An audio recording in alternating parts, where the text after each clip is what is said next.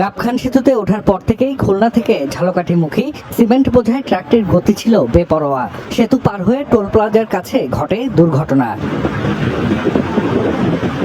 Toll প্লাজার কাছে 3টি ইজি বাইককে চাপা দেয় দ্রুতগতির ট্রাকটি, চাপা দেয় একটি প্রাইভেট কারকেও। এতে দুমড়ে মুচড়ে যায় গাড়িটি। এক পর্যায়ে রাস্তার পাশে খাদে পড়ে যায় সিমেন্টবাহী ট্রাকটি। মুহূর্তেই তৈরি হয় নারকীয় এক পরিস্থিতি। খবর পেয়ে দ্রুত ঘটনাস্থলে ছুটে যায় ফায়ার সার্ভিস ও পুলিশ। ঘটনাস্থলেই মৃত অবস্থায় পাওয়া যায় 7 জনকে। আহতদের উদ্ধার করে প্রথমে নেওয়া হয় ঝালকাঠি সদর হাসপাতালে। আশঙ্কাজনক অবস্থায় কয়েকজনকে পাঠানো হয় বরিশাল মেডিকেলে। পরে বাড়ে মৃতের সংখ্যা। ঘটনার পরপরই পালিয়ে যায় ট্রাকের চালক ও হেলপার। পরে তাদের আটক করে পুলিশ। জব্দ করা হয়েছে ট্রাকটি। ঘটনা তদন্তে 4 সদস্যের কমিটি গঠন করেছে জেলা প্রশাসন।